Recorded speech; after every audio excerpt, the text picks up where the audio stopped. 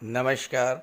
ज्योतिष शास्त्र में श्रद्धा और विश्वास रखने वाले सभी जातकों का पारलौकिक जगत चैनल में बहुत बहुत स्वागत है।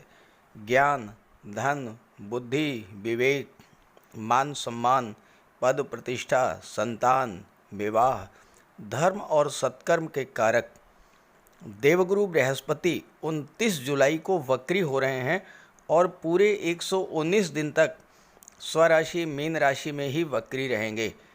अपनी ही राशि में गोचर करते हुए पुनः 24 नवंबर को मार्गी अवस्था में आ जाएंगे।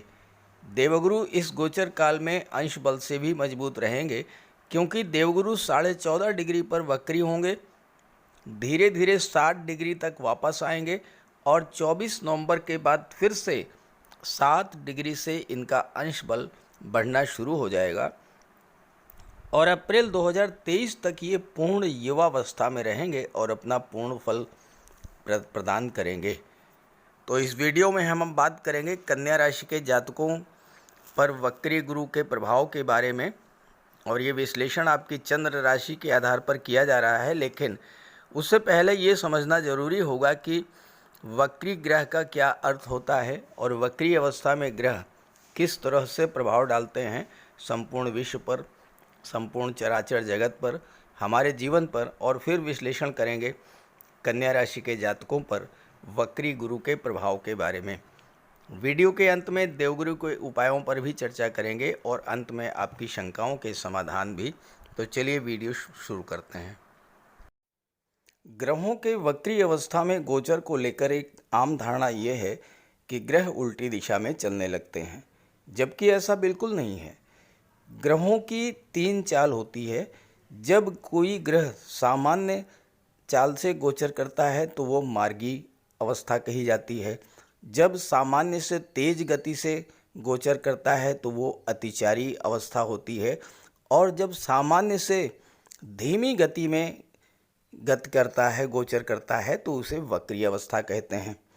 जब कोई ग्रह वक्री अवस्था में गोचर करता है तो उसकी चाल धीमी हो जाती है और पृथ्वी से देखने पर ऐसा लगता है कि वो ग्रह धीरे धीरे पीछे की ओर जा रहा है, यानी उल्टी दिशा में जा रहा है। वक्री का अर्थ ये नहीं है कि ग्रह उल्टी दिशा में चलने लगता है। वक्री का अर्थ ये है कि ग्रह की चाल धीमी हो जाती है। अब बात करें देवगुरु की, तो देवगुरु धन, ज्ञान, संतान, शिक्षा, धर्म, सत्कर्म और विवाह के कारक हैं। वक्री अवस्था में शुभ ग्रह अत्यंत शुभ फल प्रदान करते हैं और इस समय तो देवगुरु बलवान स्थिति में हैं। तो देवगुरु के प्रभाव से आप में धार्मिक प्रवृत्ति बढ़ेगी, आपके ज्ञान, बुद्धि, विवेक में वृद्धि करेंगे। पूजा पाठ, तीर्थ यात्रा, दान पुण्य में आपकी रुचि बढ़ेगी और आप कुछ ऐसा कार्य कर जाएंगे जो सामान्य व्यक्ति कभी भी नहीं कर सकता। वक्री ग्रह का प्रभाव इतना अधिक होता है कि उच्च के ग्रह वाले व्यक्ति भी जिस कार्य को नहीं कर पाते, वक्री गुरु वाले व्यक्ति उस कार्य को कर जाते हैं। देवगुरु के प्रभाव से आपकी महत्वाकांक्षा बढ़ेगी, गजब की दूरदर्शिता आपके अंदर होगी और आप जीवन में कुछ खास करेंगे इस गोचर काल में, और ऐसे लोग अपने कार्यों से ही पहचाने जाते हैं। जिन जातकों की जन्म कुंडली में देवगुरु वक्री होते हैं वो 36 वर्ष तक तो संघर्ष करते हैं, लेकिन 36 वर्ष के बाद जीवन में सभी सुखों को प्राप्त करते हैं और ऐसे व्यक्ति धर्म के मार्ग पर चलकर जीवन को सार्थक करते हैं। देवगुरु के वक्री होने पर प्रचुर धन की प्राप्ति होती है, मान सम्मान, पद और प्रतिष्ठा में वृद्धि होती है। जीवन में जिस भी क्षेत्र में हो उस क्षेत्र में बुलंदियों पर जाते हैं और स्त्री, पुत्र, धन धान्य से युक्त होकर सुखमय जीवन बिताते हैं। चलिए अब बात करते हैं अलग अलग राशियों पर वक्री गुरु के प्रभाव के बारे में। तो ये है कन्या राशि के जातकों की कुंडली। देवगुरु का गोचर कुंडली के सप्तम भाव में है। सप्तम भाव से दाम्पत्य सुखों का विचार किया जाता है, लव रिलेशंस का, पार्टनरशिप का, व्यापार का और आपकी सोशल इमेज का विचार किया जाता है। और यहाँ पर देवगुरु वक्री होकर के केंद्र के भाव में गोचर कर रहे हैं, हंस राजयोग का निर्माण कर रहे हैं, तो दाम्पत्य जीवन में प्रेम और सौहार्द की वृद्धि करेंगे, लव रिलेशंस को भी स्ट्रॉन्ग बनाएंगे। पार्टनरशिप के लिए भी देवगुरु का गोचर बहुत अच्छा रहेगा। लेकिन कन्या राशि के जातकों को विशेष सावधानी बरतनी होगी शनि के कारण, क्योंकि पंचम भाव में शनि का गोचर है, शनि भी वक्री हैं और यहाँ पर शनि की पनौती बन रही है और शनि की दृष्टि सप्तम भाव पर पड़ रही है, शनि की तीसरी दृष्टि। देखिए, जब लग्न से पंचम भाव में शनि होते हैं तो शनि की पनौती बनती है और शनि की पनौती साढ़े साती और ढैया से भी ज़्यादा कष्टकर होती है। तो शनि की पनौती के कारण बनते हुए काम बिगड़ेंगे। हालांकि देवगुरु का गोचर केंद्र में है तो शनि के अशुभ प्रभावों से आपकी रक्षा जरूर करेंगे। शनि एक ड्राई प्लेनेट हैं, नीरस ग्रह हैं, तो रिश्तों में भी ड्राइनेस लाएंगे, अलगाव नहीं लाएंगे, लेकिन रूखापन रहेगा। कुछ समय के लिए आपको ऐसा लगेगा कि संबंधों में वो ताजगी नहीं रहे जो पहले थी। हालांकि देवगुरु हंस राजयोग बना रहे हैं तो आपके ज्ञान बुद्धि विवेक में इतना वृद्धि करेंगे कि आप हालात को बिगड़ने नहीं देंगे। फिर भी शनि के पनौती के कारण 17 जनवरी तक का समय आपको बहुत ही धैर्य से काटना होगा। पिछले 2.5 वर्षों में कन्या राशि के जातकों ने बहुत कुछ झेला है। शनि के पनौती के कारण केवल 29 अप्रैल से 12 जुलाई के बीच शनि की पनौती का प्रभाव समाप्त हुआ था और अब इस पनौती का आखिरी समय शुरू हो चुका है, लेकिन अब ये उतना प्रभावी नहीं होगा। आपके जीवन में अब खुशियों का सवेरा आने वाला है, क्योंकि पनौती भी जाते जाते कुछ न कुछ देकर जाएगी और देवगुरु आपको वो सब कुछ देने को तैयार हैं जो कि आप पाना चाहते हैं। देवगुरु वक्री हैं तो एक भाव पीछे का भी प्रभाव देंगे, तो छठे भाव का भी प्रभाव आपको प्रदान करेंगे। तो आप जीवन साथी के स्वास्थ्य का ध्यान रखें। विवाह की संभावनाएं तो प्रबल हैं, लेकिन जल्दबाजी मत कीजिएगा। और अगर पार्टनरशिप में कोई व्यापार व्यवसाय शुरू करना चाहते हैं, आंख बंद कर किसी पर भरोसा मत कीजिएगा। और ज़्यादा बेहतर ये है कि अगर आप पार्टनरशिप में व्यापार करने की सोच रहे हैं तो अगले 4 महीनों तक पार्टनरशिप का विचार छोड़ दें और उसके बाद करें। अब देवगुरु की दृष्टियों की बात करें तो देवगुरु को 3 दृष्टि प्राप्त है, पंचम दृष्टि, सप्तम दृष्टि और नवम दृष्टि। पंचम दृष्टि आपके लाभ के भाव पर पड़ेगी, सप्तम दृष्टि कुंडली के लग्न भाव पर पड़ेगी और नवम दृष्टि पराक्रम भाव पर।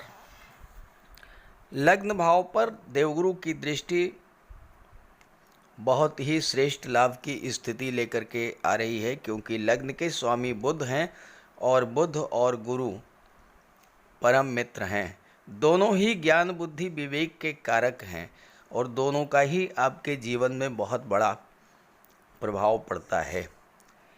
अब यहाँ पर कई बातें आपके पक्ष में हैं। देवगुरु वक्री हैं और वक्री अवस्था में ग्रह और भी अधिक शुभ फल देते हैं। अपनी ही राशि में गोचर कर रहे हैं और हंस राजयोग बना रहे हैं, और जब लग्न में होते हैं तो देवगुरु दिग्बली होते हैं और साथ ही साथ देवगुरु की दृष्टि लाभ के भाव पर है, तो आपको लाभ भी होगा। अब लग्न भाव क्या है? आपका व्यक्तित्व है, आपका स्वभाव है।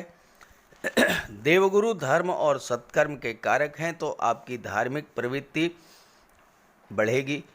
इन 4 महीनों में आपके मन में इच्छा होगा कि आप कहीं यात्रा देशाटन पर जाएं, देव दर्शन के लिए जाएं, सत्कर्म में मन लगेगा, अच्छे कार्य करेंगे और आप जितना ज़्यादा धर्म कर्म अध्यात्म से जुड़ेंगे, जितना ज़्यादा ईश्वर में आस्था बढ़ेगी, जितना अधिक आप दान पुण्य करेंगे, गरीबों की मदद करेंगे, गरीबों की हेल्प करेंगे, आप कहीं अनाथालय, वृद्धाश्रम, अस्पताल, कुष्ठ आश्रम ऐसी जगह पर जाइए, कुछ समय उनके साथ बिताइए, उनके दुख दर्द को महसूस कीजिए, हो सके तो उनकी कुछ मदद कीजिए। ऐसे कार्य जब आप करेंगे तो शनिदेव आपसे प्रसन्न होंगे और आपको शनि की पनौती से बहुत बड़ी राहत प्राप्त होगी।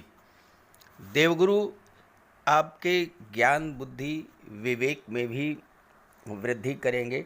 समाज में आप ज्ञानी पुरुष के रूप में जाने जाएंगे और आपका मान सम्मान बढ़ेगा। देवगुरु की पंचम दृष्टि लाभ के भाव पर पड़ रही है और लाभ के भाव के स्वामी हैं चंद्रमा। अब यहाँ देखिए कि शनि की भी दृष्टि पड़ रही है। देवगुरु की दृष्टि पड़ने से गज केसरी योग का प्रभाव आएगा, लेकिन शनि की दृष्टि पड़ने से विष योग बनेगा, जिससे मानसिक तनाव, चिंता ये सब बढ़ेगी। देवगुरु जिस भाव पर दृष्टि डालते हैं उस भाव को विस्तारित कर देते हैं, उस भाव को और भी मजबूत कर देते हैं।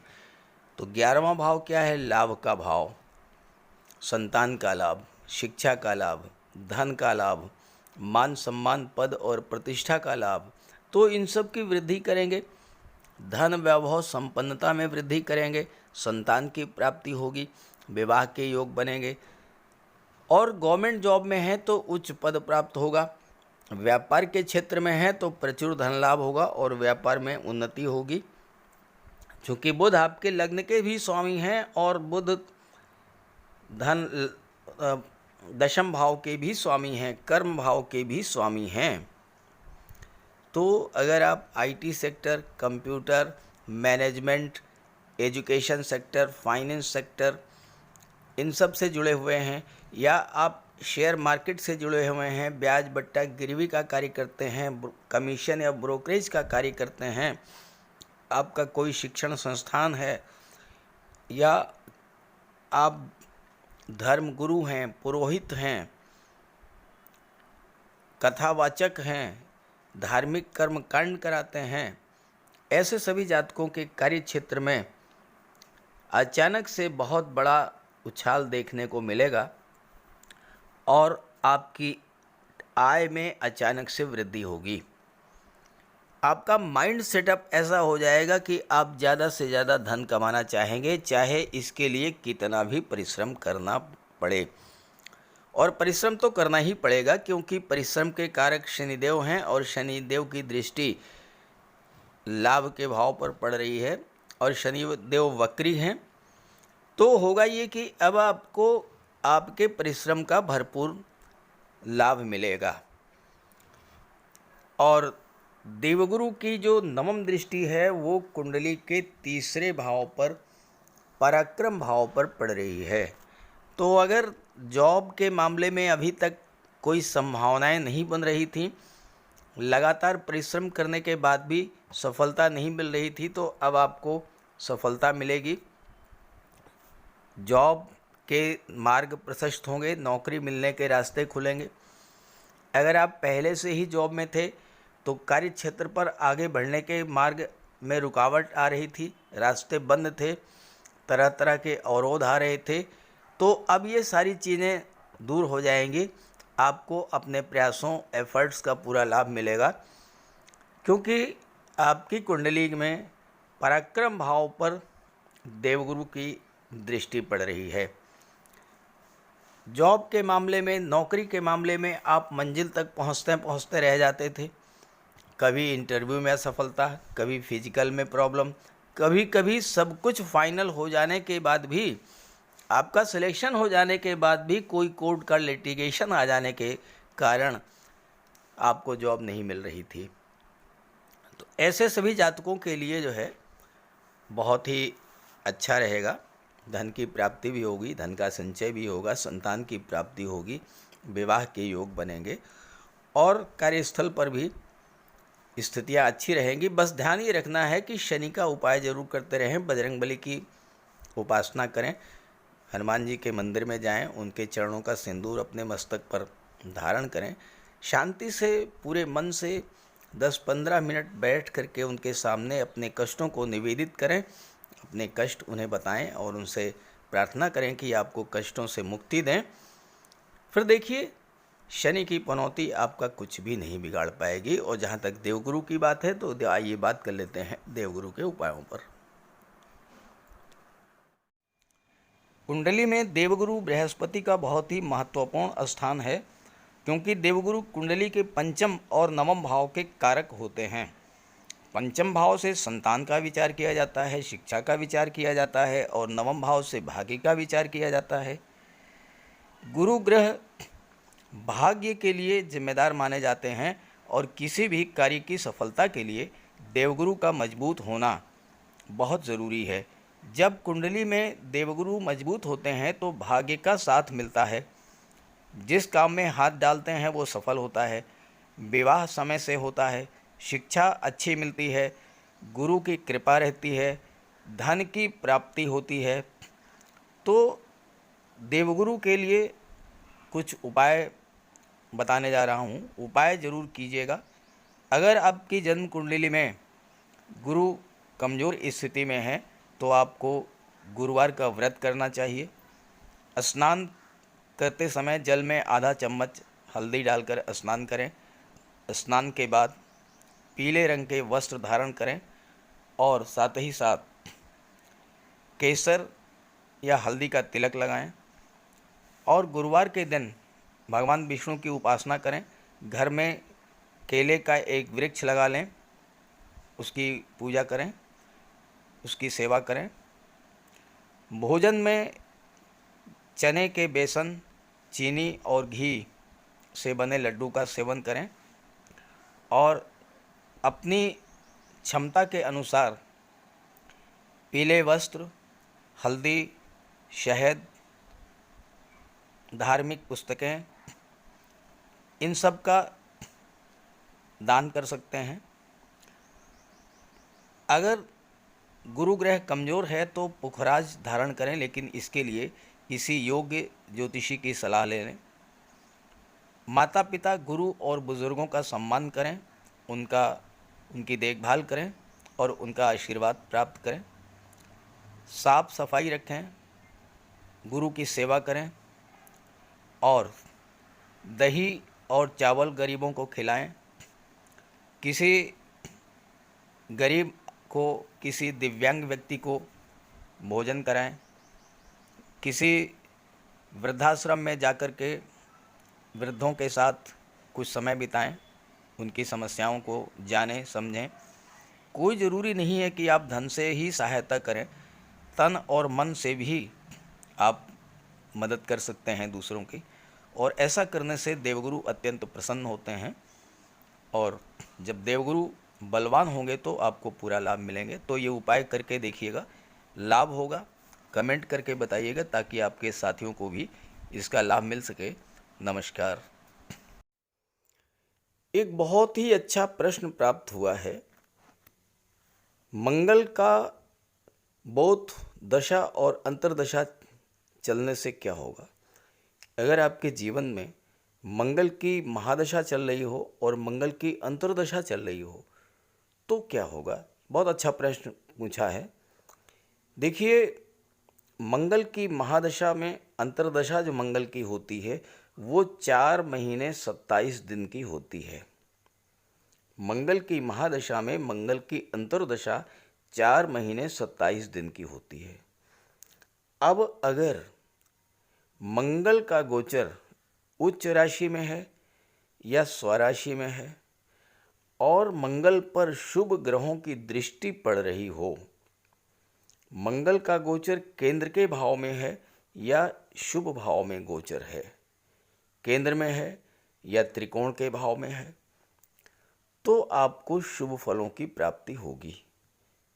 काम में मन लगेगा, कार्य करने की असीम ऊर्जा होगी आपके पास, अदम्य साहस के धनी होंगे आप, नेतृत्व क्षमता बढ़ेगी और प्रचुर मात्रा में धन की प्राप्ति होगी।